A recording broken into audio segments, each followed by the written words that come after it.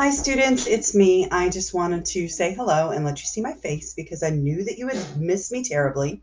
But I am going to switch the camera off now for my face and onto the screen for our lesson. So hi, welcome to my office. I am going to actually show you my poetry annotation guide. If you were in class last week, you were given an annotation bookmark. And this is actually what I use to annotate poetry with when I am annotating. So, literally, it tells you exactly what to do: label the poem's rhyme scheme, count the stanzas and syllables, determine the type of poem you have, underline words and phrases you do not know and look up their meaning. Also, squiggle line sound devices like alliteration and consonants, star figurative language, that's things like similes and metaphors, personification, paradox, explain it in the margin, box words that depict setting or that paint a vivid picture, and highlight repeated words and phrases, circle emotionally charged words, and write any connections that you make in the margins. Now, I'm going to keep this handy because I'm going to refer back to it, but I'm actually going to annotate one poem with you. As I told you last week in class, that um, annotation is an extremely personal thing, but you can actually print off copies of the poem so you don't have to write in your book. Um, and like I said, referring back to the annotation guide, the first thing you're going to do, and we're going to do my Papa's Waltz by Theodore Rothke. The first thing you're going to do is number the lines. So I'm going to number 1, 2, 3, 4, 5, 6, 7, 8, 9, 10, 11, and 12, 13, 14, 15, and 16. Now, if you notice, there are four total stanzas. Each of the stanzas are four lines. So I am going to here and here and here and here. Just note that there are four stanzas and they are four lines each. Okay. If a stanza has four lines, it's actually called a quatrain.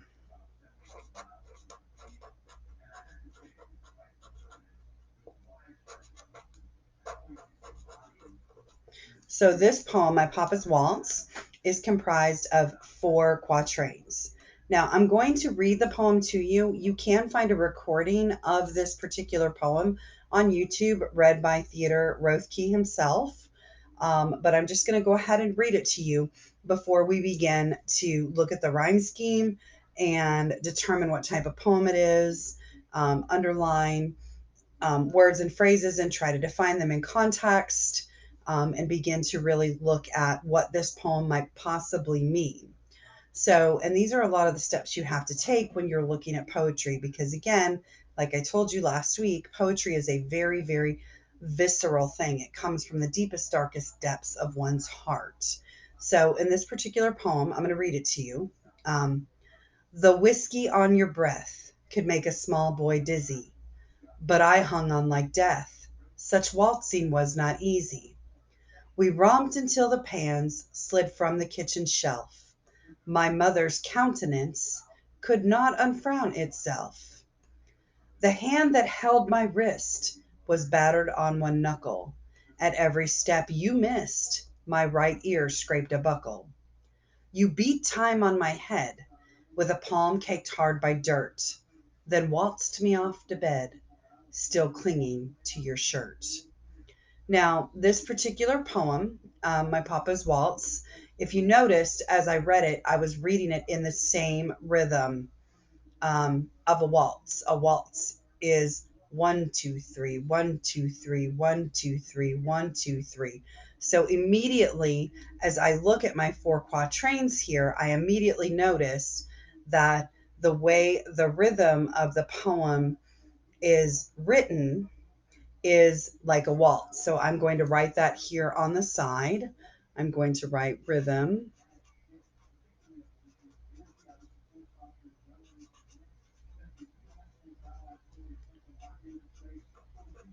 is that it's waltz like.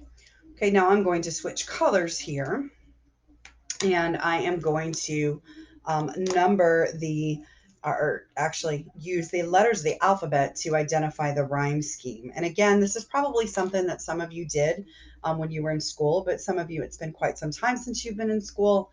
So I just want to make sure that you are aware of looking at rhyme scheme.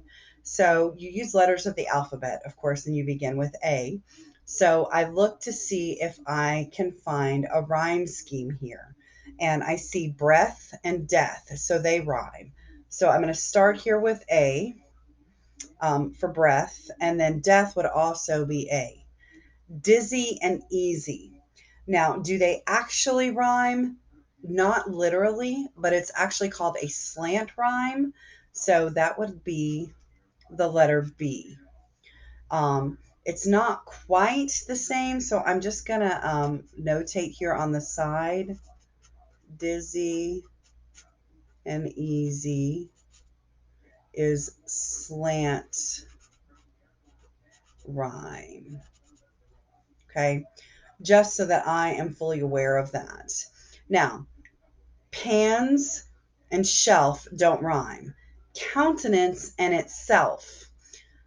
Shelf and itself rhyme, but pans and countenance are again a slant rhyme or a near rhyme. So this would be C, D, C, D. Wrist and mist rhyme. So again, it would be E, F, E, F, because knuckle and buckle rhyme. And then again, you see the pattern here A, B, A, B, C, D, C, D, E, F, E, F. So naturally, you're going to look and see beat time on my head and bed rhyme. So that would be G and G, and dirt and shirt rhyme. So that would be H and H. Okay, so I've identified the rhyme scheme. I've noted that there are four stanzas of four lines each. So you have four quatrains, and the rhythm of the poem is very much like a waltz. And then I did put on here that there's some slant rhyme here, and countenance would also be a slant rhyme with pans, because it's not quite rhyming, but it's close. So then I'm going to look to see what type of poem is this? Well, looking at this poem, does it tell a story? Is this a narrative poem? Well, that's something to think about. Um, it seems like it's telling a story, so I'm actually going to call it currently. I'm going to just early labeling. I'm going to say seems like a narrative poem. Now, that could change as we continue to analyze the poem and look at it and annotate it. But it appears to be a narrative poem. So I've completed the rhyme scheme, and I have identified the rhyme type or the poem type. Now I'm going to look for words and phrases that I don't know. Now, again, it depends on the level of vocabulary and words that are in your everyday vernacular.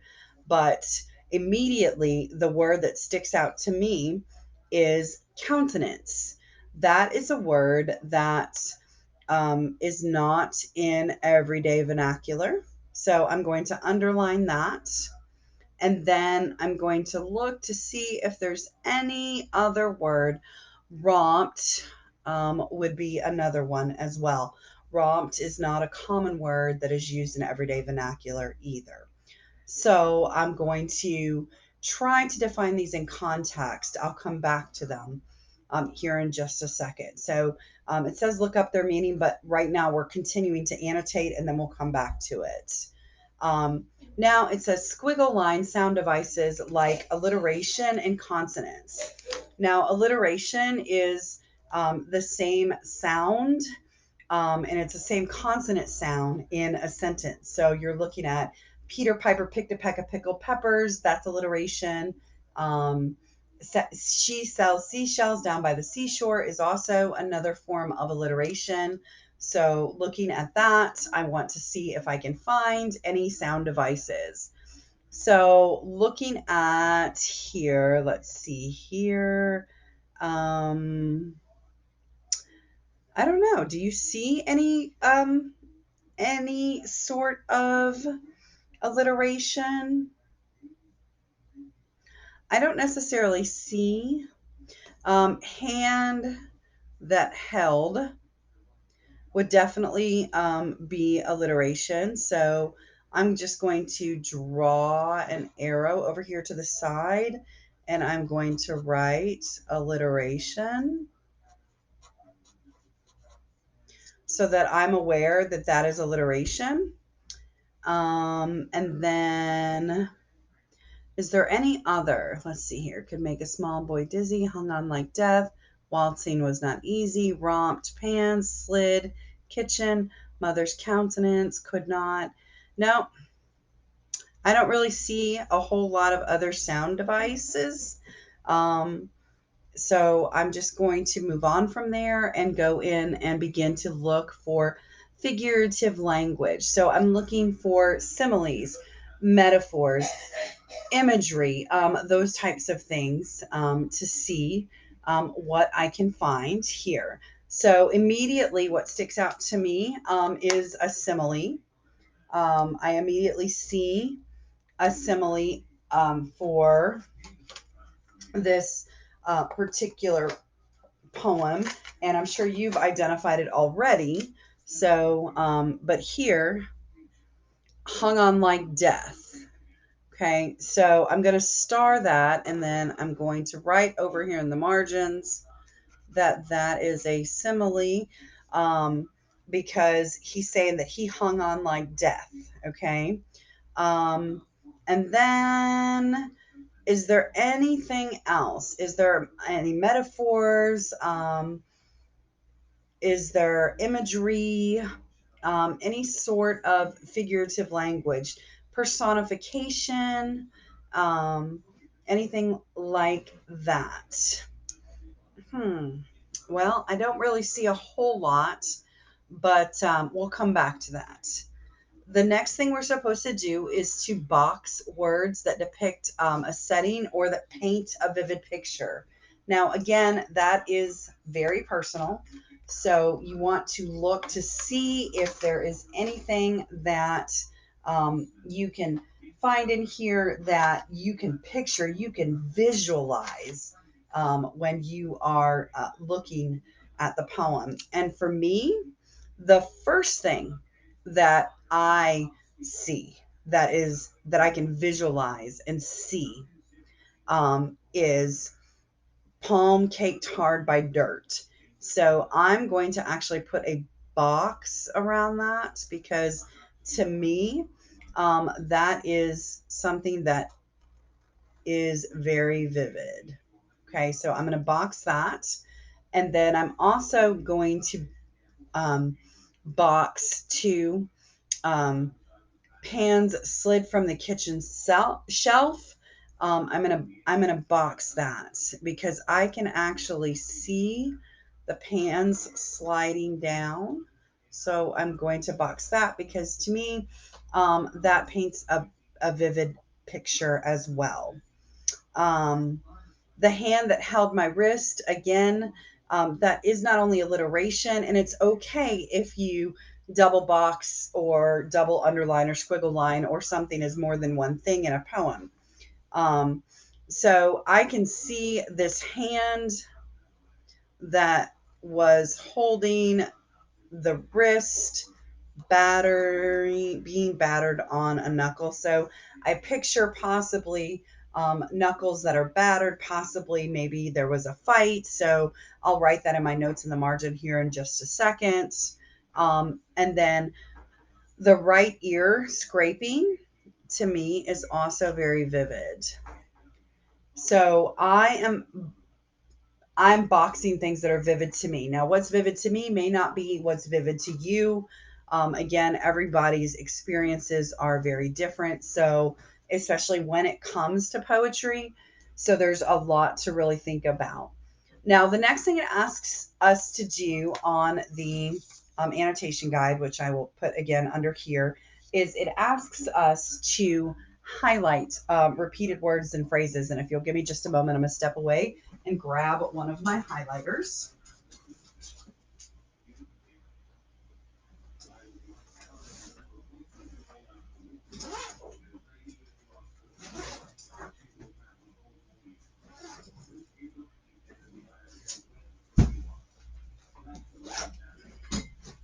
As I get the Gatsby bag of pens out. Okay, so I'm looking for repeated words and phrases. So again, note that the title is My Papa's Waltz. So waltzing is repeated. When an author repeats something, again, that is something that is very important. So I'm also going to highlight the title up here as well. So waltz, waltzing, any form of the word waltz is repeated. So again, that is very important. I don't see a whole lot of any other things that repeat. Um, so I'm just going to kind of um, move on from there. Then I'm going to circle emotionally charged words. Again, that goes back to what's emotionally charged to me may not be emotionally charged to you. Everyone has different experiences, everyone has different um, things that are emotional to them. But for me, immediately, I'm going to circle the word death because to me, that has an emotional connotation. Whiskey also is a powerful word to me, and it's an emotionally charged word. Um, and then I'm also going to circle probably, um, I think, unfrown, dizzy. All of those words to me um, have some sort of power. Held also holds emotional meaning, emotionally charged words. And scraped, I don't know, but beat certainly is also something that is emotionally charged, and then clinging as well. So I'm circling words that are emotionally charged here. So I've got whiskey, dizzy, death, unfrown, held, beat, and clinging. So looking at all of these things, I'm going to then begin to look possibly at connections that I can make in the margins. So my first thing, like I said, when I annotate a poem, I use multiple colors for one, and then I also begin to ask questions.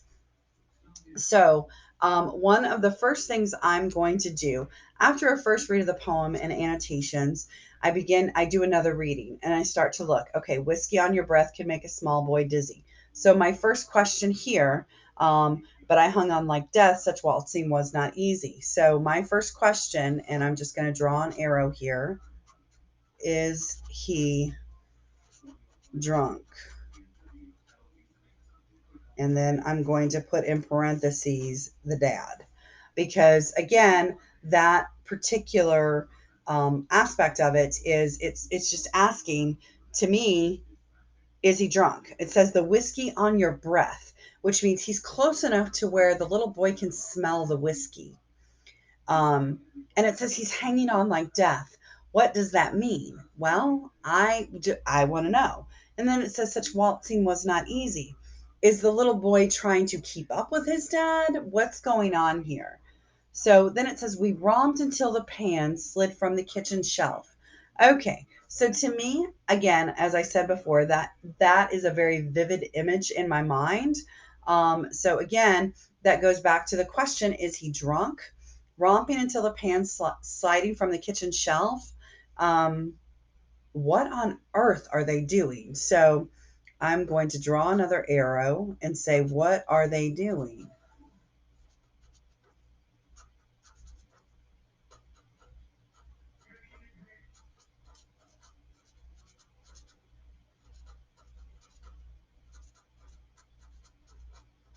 Okay. And then the hand that held my wrist was battered on one knuckle. So again, I'm going to draw another arrow. Was the dad in a fight? Why is his knuckle battered?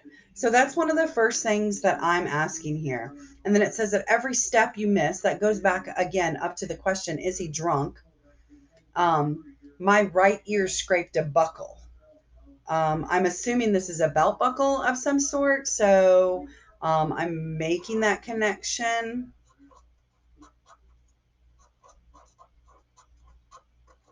So I'm just going to ask the question. I'm going to put belt buckle right here. So then it says, you beat time on my head. Those words are very powerful. What does that mean? Beating time on one's head. Well, to me, when I read that, the first thing I think is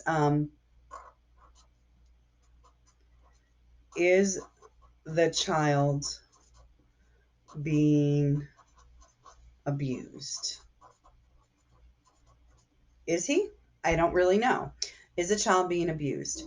It says, you beat time on my head with a palm cake tarred by dirt, then waltzed me off to bed, still clinging to your shirt. The word clinging has a very powerful connotation there. So, why is he, and then I'm going to put the boy, okay, hanging on. And then add a question mark there. So again, I have multiple colors here, and I know that's a lot of notes, but those are a lot of questions that I ask myself as I am reading poetry. Like I said, I told you guys on Tuesday of last week that when I read a poem, I have a conversation with it through my process of annotation, and I ask questions as I'm reading. So, and these are questions that I want to answer. Well, now we're going to go back to, again, to look at some of the words that we didn't know. So the word countenance. So I'm going to pull out my blue marker because that's what I used for words that needed definitions. And I'm going to um, draw another arrow here, and I'm going to put the word romped. And that is another word for romp is like jumping or playful. So I am going to put jumping / playful. So they're romping until the pans slid from the kitchen shelf. And then my mother's countenance, again, like I said, that's not in everyone's everyday vernacular, but countenance is a dirty look. So it says, my mother's countenance, a dirty look or a facial expression could not unfrown itself. So mom has a very unhappy look. So dad is drunk because we know dad is semi drunk. I don't know if he's super drunk and he's abusing the kid because we see belt buckle, his hand is battered. Was he in a bar fight? It says he's beating time on his head. His right ear is scraping a belt buckle. It really makes you wonder. So, is the child being abused? Well, looking at our words in context that we needed to define, romping and then countenance, it kind of seems, because it does mean playful jumping, that perhaps they're not necessarily um, as serious as you would first think. So, looking at the title again, My Papa's Waltz seems like a narrative. It is telling a story. This particular poem, in the way that it's written and the rhythm, is like a waltz. It's almost like the little boy is dancing with his dad.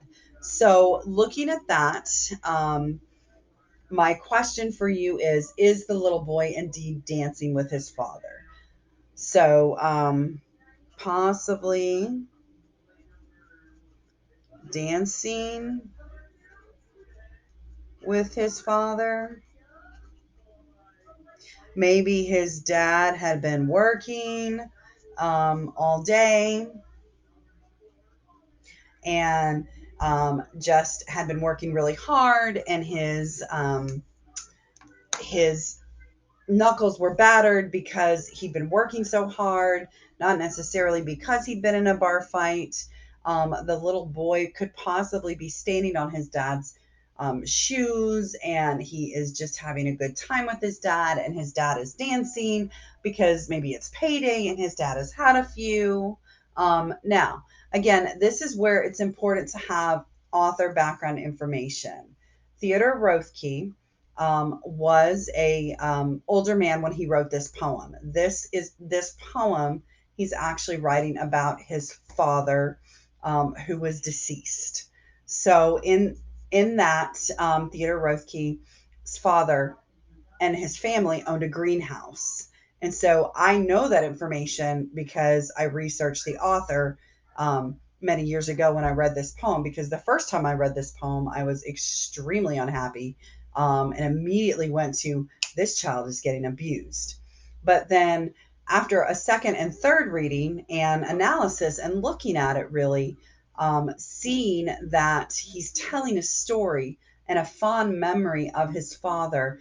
I remember when I was a little girl, I used to dance on my daddy's feet and I would dance with him.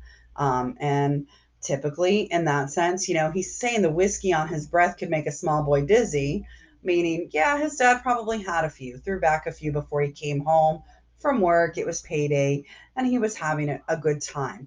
And Rothke made intentional choices in the word choice, in the diction, in the way that he has written this poem to make it sound like a waltz.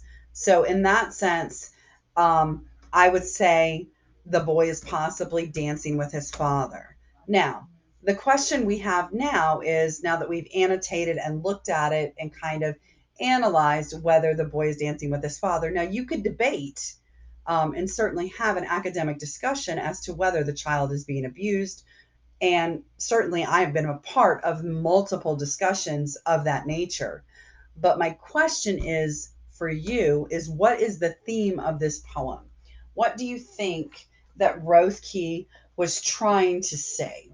So I'm going to give you just a second here to really kind of think about and consider what the theme is to the poem, and then I will give you about 2 minutes, and then we'll come back and I'll tell you what the theme of the poem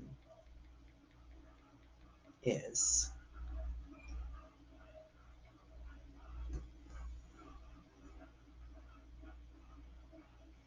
So, I'm back. Some people think immediately that it's a it it deals with a lot of different things. It may possibly feature again that whole fearful parent parent and child relationship. He loves his father, but he's afraid of him.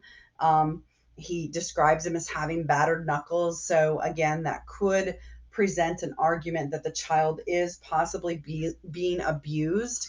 But looking at the themes of the poem, really, I would say personally, the theme here would be, and there are several different themes. So the overarching theme is the parent and child relationship.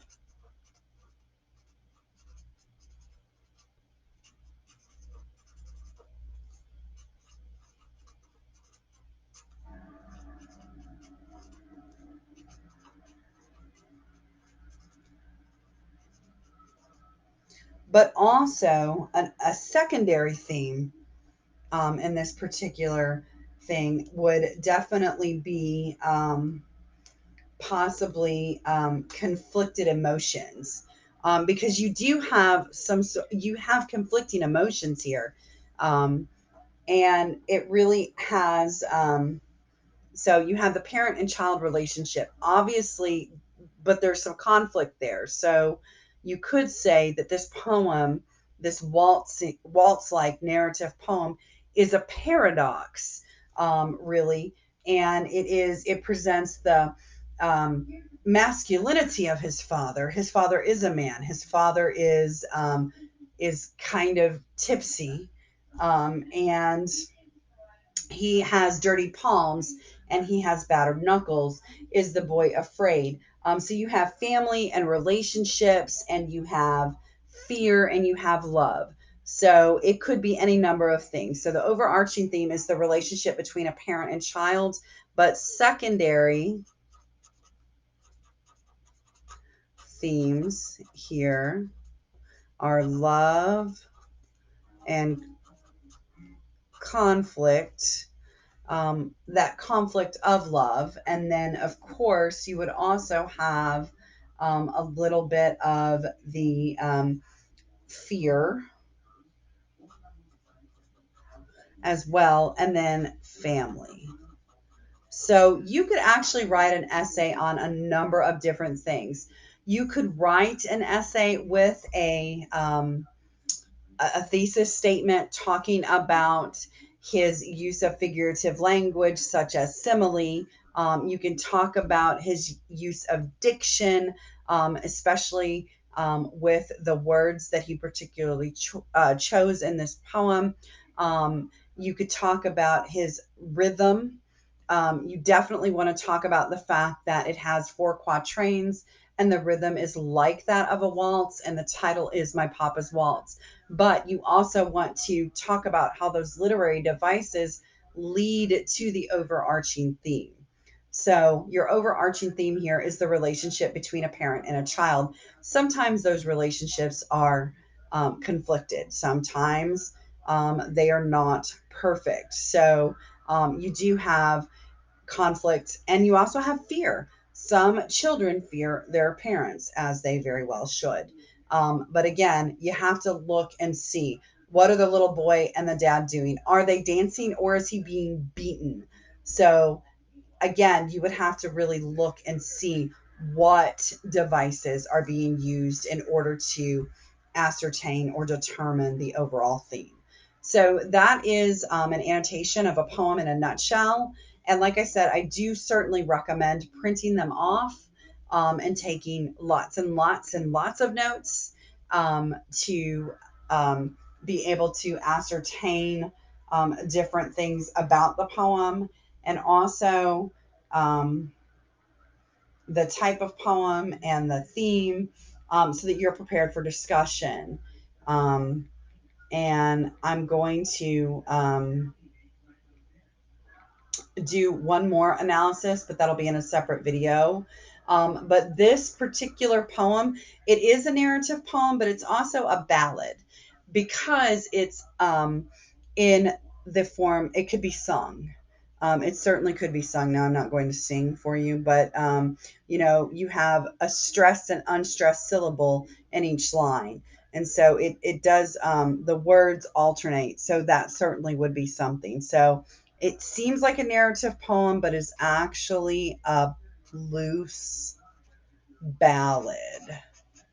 And a ballad is a poem that is a song. So notice I put that up here. Seems like a narrative poem, but is actually loosely a ballad poem. So anyway, that is annotating My Papa's Waltz in a nutshell. And I hope that you have gotten something out of this. And if you have any questions, please feel free to reach out to me after I return from New York. Thanks again.